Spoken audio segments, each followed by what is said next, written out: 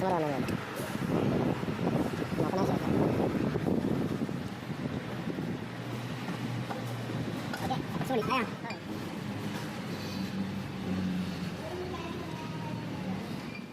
വെറുതെ കയറാത്ത എനിക്ക് ബ്രേക്ക് പണി നടന്നിട്ടൊന്നുമില്ല. എല്ലാവർക്കും അത് സംശയമായിട്ട് തോന്നുമെങ്കിലും വിളിക്കും. സ്വന്തം തന്നെയാണ്.